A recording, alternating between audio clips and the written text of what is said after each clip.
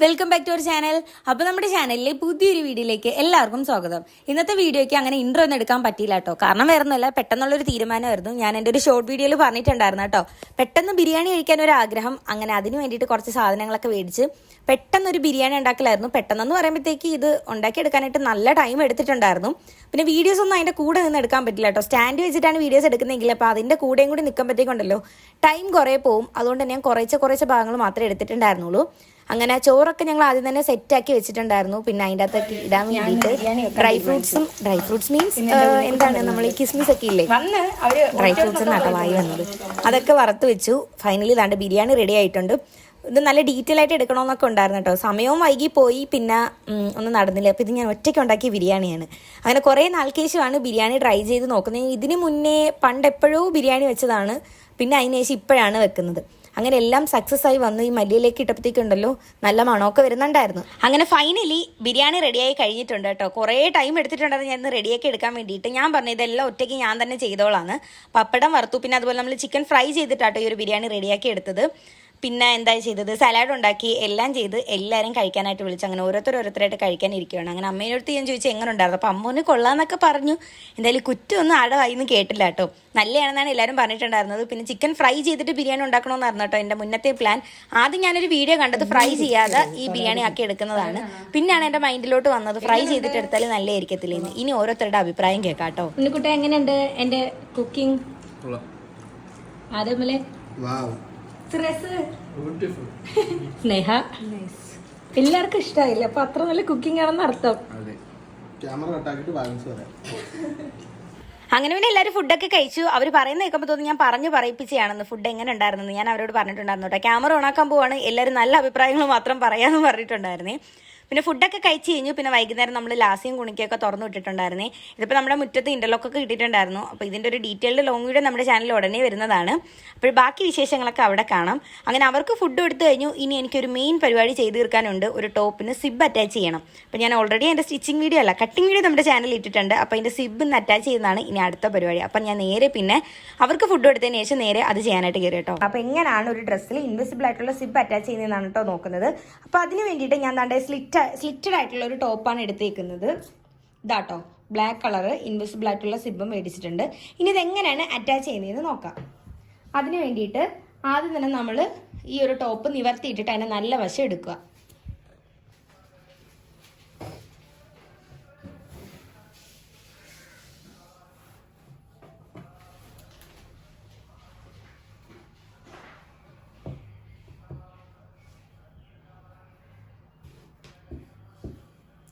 അപ്പം ഞാൻ ഇവിടെ ടോപ്പ് നിവർത്തിയിട്ടിട്ടുണ്ട്. നിവർത്തിയിട്ടിട്ട് ഇത് ബാക്ക് സൈഡാണ്, ടോപ്പിൻ്റെ ബാക്ക് സൈഡാണ് ഇപ്പോൾ ഈ കാണിക്കുന്നത്. ബാക്ക് നെക്ക് ഞാൻ റൗണ്ട് നെക്കാണ് കൊടുത്തേക്കുന്നത്. ഇത് റൗണ്ട് നെക്കാണ് വരുന്നത്. ഇനി ഇതിൻ്റെ കറക്റ്റ് സെൻറ്റർ പോർഷൻ എടുക്കുക. ടോപ്പിൻ്റെ കറക്റ്റ് സെൻറ്റർ പോർഷൻ നമ്മൾ ഇതുപോലെ പിടിച്ചു കൊടുക്കുക.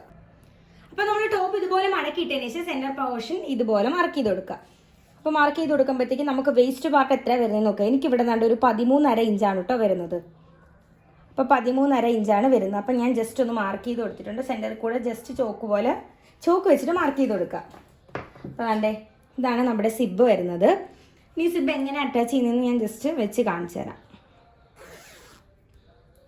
അപ്പോൾ അതാണ്ടേ ഇതുപോലെ നമ്മൾ വെച്ചാൽ ഇതാണ്ട് ഇത്രയും നമ്മുടെ സിബ് ഇറങ്ങി നിൽക്കും. നമുക്ക് വേണമെങ്കിൽ ഇത് ഫുൾ എടുക്കാം, അല്ലെങ്കിൽ എടുത്തില്ലെങ്കിലും കുഴപ്പമില്ല കേട്ടോ. ഞാനിവിടെ ഒരു 15.5 ആട്ടോ സിബിനായിട്ട് എടുക്കുന്നത്. ഒരു 15.5 ഇഞ്ച് ഇതുപോലെ മാർക്ക് ചെയ്ത് കൊടുത്തിട്ടുണ്ട്. അപ്പോൾ 15.5 ഇഞ്ച് മാർക്ക് ചെയ്ത് കൊടുത്തതിന് ശേഷം നമുക്ക് നേരെ ഈ മാർക്ക് ചെയ്ത പോർഷനിൽ നമുക്ക് ഇതുപോലെ കട്ട് ചെയ്ത് കൊടുക്കാം കേട്ടോ.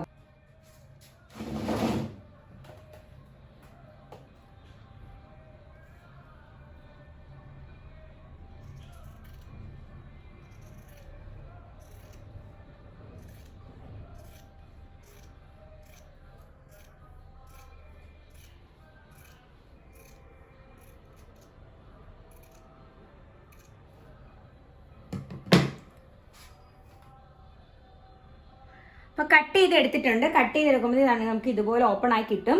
ഇനി നമുക്കിത് എങ്ങനെയാണ് സ്റ്റിച്ച് ചെയ്യുന്നതെന്ന് നോക്കാം. കട്ടിങ് കഴിഞ്ഞിട്ടുണ്ട്. ഇനി ഇതിൻ്റെ അകത്ത് പ്രത്യേകിച്ച് പരിപാടികളൊന്നുമില്ല. ഇനി നമുക്കിത് എങ്ങനെയാണ് ആ സിബ് അറ്റാച്ച് ചെയ്ത് വെക്കുന്നതെന്ന് നോക്കാം. ഓക്കെ, അപ്പോൾ സിബ് വെക്കാൻ വേണ്ടിയിട്ട് ടോപ്പ് നമ്മൾ ഇതുപോലെ എടുത്തിടുക. ഇതിപ്പം ടോപ്പിൻ്റെ നല്ല ഭാഗമാണ്, നമ്മൾ കട്ട് ചെയ്ത ടോപ്പിൻ്റെ ബാക്ക് നെക്കിൻ്റെ നല്ല ഭാഗമാണ്. അവിടെ നമ്മൾ ഇതുപോലെ ഇതെടുക്കുക, സിബ് എടുക്കുക. സിബിൻ്റെ ആ കൊളുത്ത് ഭാഗമില്ലേ, കൊളുത്ത് ഭാഗം ഇതുപോലെ വരുന്ന രീതിയിൽ, കൊളുത്ത് ഭാഗം മൂളി വരുന്ന രീതിയിൽ വെക്കുക. അപ്പം ഞാൻ പറയുന്നത് മനസ്സിലാവുന്നുണ്ടോ എന്തോ, ഈ ഒരു വീഡിയോയിൽ ഞാൻ കറക്റ്റായിട്ട് കാണിക്കുന്നുണ്ട്.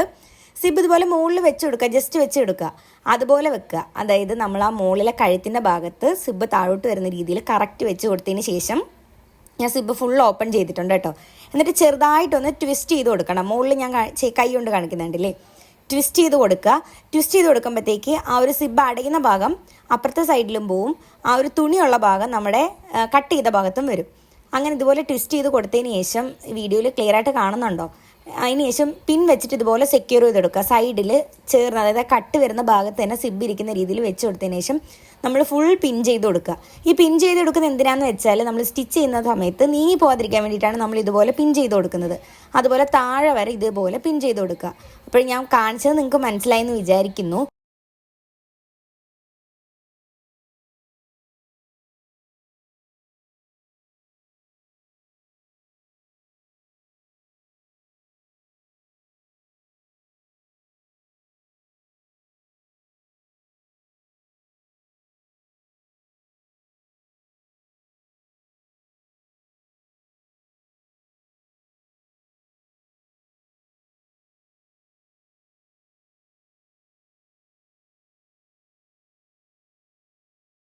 ഫുൾ ഇതുപോലെ പിൻ ചെയ്ത് കൊടുത്തിട്ടുണ്ട്. അപ്പോൾ ഒരു സൈഡ് പിൻ ചെയ്തതുപോലെ തന്നെ അടുത്ത സൈഡ് ഇതുപോലെ ഒന്ന് ജസ്റ്റ് ഒന്ന് ട്വിസ്റ്റ് ചെയ്ത് കൊടുത്തതിന് ശേഷം പിൻ ചെയ്ത് കൊടുക്കുക. ട്വിസ്റ്റ് ചെയ്യുന്ന പറയുമ്പോഴത്തേക്ക് നമ്മൾ ആ ഒരു അടയ്ക്കുന്ന ഭാഗമില്ല, ചെയിൻ പോലത്തെ ഭാഗം ഇപ്പുറത്തെ സൈഡിലോട്ടും ആ ഒരു ക്ലോത്ത് മാത്രമാണ് ആ കട്ട് ചെയ്ത ഭാഗത്ത് വരുന്നത്. ഞാൻ ഒന്ന് സൂം ചെയ്ത് കാണിച്ചു തരുവാണേ. ഇതുപോലെ പിൻ ചെയ്ത് കൊടുത്തതിന് ശേഷം നമുക്ക് സ്റ്റിച്ച് ചെയ്തെടുക്കാം. സ്റ്റിച്ച് ചെയ്തെടുക്കേണ്ട എങ്ങനെയാണെന്ന് വെച്ചാൽ, ഞാൻ ഈ കൈ വെച്ചേക്കുന്നില്ലേ, ആ ഒരു കട്ടിങ് വന്നിരിക്കുന്ന ഭാഗത്ത് സൈഡിലൂടെ നമുക്ക് ആദ്യം ഒന്ന് സ്റ്റിച്ച് ചെയ്തെടുക്കണം. അതിനുശേഷം മാത്രം ആ ചെയിനോട് ചേർത്ത് സ്റ്റിച്ച് ചെയ്തെടുക്കണം. അപ്പോൾ ഈ ഒരു വീഡിയോയിൽ ക്ലിയർ ആയിട്ട് മനസ്സിലാവുന്നെന്ന് എനിക്ക് മനസ്സിലായിട്ടുണ്ട്. കാരണം വീഡിയോ എടുക്കുന്ന സമയത്ത് എൻ്റെ വിചാരം നല്ല ക്ലാരിറ്റിയിൽ കിട്ടുന്നുണ്ടെന്നാട്ടോ. കാരണം സൂം ചെയ്യുന്നതിനനുസരിച്ച് ക്ലാരിറ്റി കുറയുന്നുണ്ട്. അപ്പോൾ ഡീറ്റെയിൽ ആയിട്ട് സിബ് സ്റ്റിച്ച് ചെയ്യുന്ന വീഡിയോ ഞാൻ അപ്ലോഡ് ചെയ്തേക്കാം. അപ്പോൾ ടോപ്പിൽ ഇനി അത് ചെയ്യാന്നുള്ളതാണ് അടുത്ത പരിപാടി.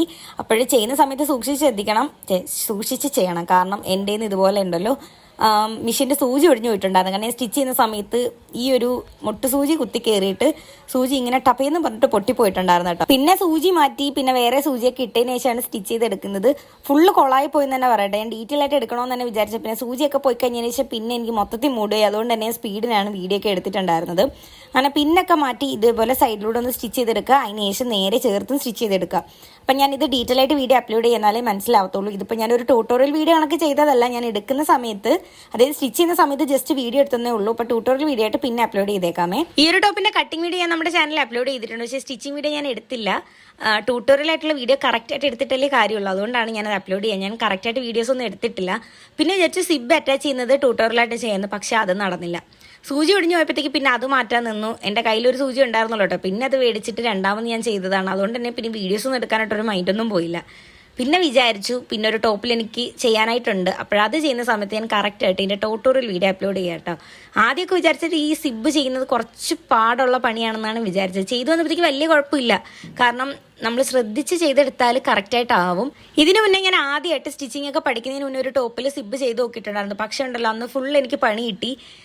അതായത് വീഡിയോ നോക്കിയിട്ടാണ് ഞാൻ ചെയ്തിട്ടുണ്ടായിരുന്നത്. അന്ന് എനിക്ക് ഒന്നും മനസ്സിലായിട്ടുണ്ടായിരുന്നില്ല. ഇപ്പോൾ ക്ലാസ്സിന് പോയപ്പോഴത്തേക്ക് എനിക്ക് സിബ് എങ്ങനെ ചെയ്യുന്നതെന്നുള്ളൊരു ഐഡിയ കിട്ടി. അങ്ങനെ അതിനുശേഷം ഞാൻ പിന്നെ ഒരു ക്രോപ്പ് ടോപ്പിലും ചെയ്ത് നോക്കിയിട്ടുണ്ടായിരുന്നു. അതിനുശേഷമാണ് ഞാൻ ഈ ഒരു ടോപ്പിൽ ചെയ്യുന്നത്.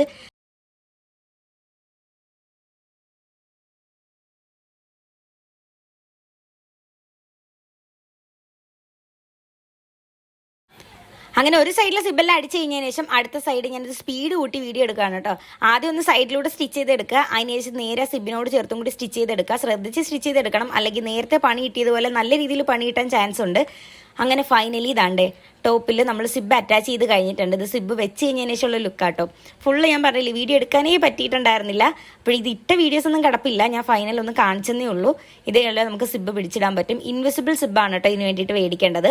അപ്പോൾ ഇതുപോലെ കാണാൻ പറ്റാത്ത രീതിയിൽ നമുക്ക് സ്റ്റിച്ച് ചെയ്തെടുക്കാനായിട്ട് പറ്റും. പിന്നെ മുകളിൽ വേണമെങ്കിൽ നമുക്ക് ഇതുപോലെ ഹുക്ക് വെച്ച് കൊടുക്കാമേ, അതായത് തുറന്നു വന്നിരിക്കാൻ വേണ്ടിയിട്ട് ഹുക്ക് വെച്ച് കൊടുക്കാം. ഞാനിപ്പോൾ അതൊന്നും വെച്ചിട്ടില്ല. അപ്പോൾ ഇതിനി ഇട്ട് നോക്കിയിട്ട് വെക്കണമെങ്കിൽ വെക്കണം. അപ്പോൾ ഇത്രയേ ഉള്ളൂ സിബിൻ്റെ പരിപാടി. അപ്പോൾ ഇതൊരു ട്യൂട്ടോറിയൽ വീഡിയോ അല്ല, ഞാൻ ആദ്യമേ പറയാം. എൻ്റെ ഒരു കുഞ്ഞ് ഡേ ഇൻ മൈ ലൈഫ് കാണിച്ചതിൻ്റെ കൂട്ടത്തിൽ ഞാനിത് സ്റ്റിച്ച് ചെയ്യുന്നത് കാണിച്ചെന്നേ ഉള്ളൂ. അപ്പോൾ ട്യൂട്ടോറിയൽ വീഡിയോ ഉടനെ തന്നെ അപ്ലോഡ് ചെയ്തേക്കാം. പിന്നെ ഇതിനൊരു പ്ലീറ്റഡ് സ്ലീവാണ് കൊടുത്തേക്കുന്നത്. നെക്ക് വരുന്നത് സ്ക്വയർ നെക്കാണ്. അപ്പോൾ ഇത്രയൊക്കെ ഉള്ളൂ ടോപ്പിൻ്റെ പരിപാടി. സ്ലിറ്റഡ് ടോപ്പാണ് നമ്മൾ ചെയ്തിട്ടുണ്ടായിരുന്നത്. അപ്പോൾ ഇന്നത്തെ വിശേഷങ്ങൾ ഇത്രയൊക്കെ ഉള്ളൂ. നെക്സ്റ്റ് നല്ലൊരു അടിപൊളി വീഡിയോ ആയിട്ട് നമുക്ക് വീണ്ടും കാണാം. അതുവരെയും ടാറ്റാ.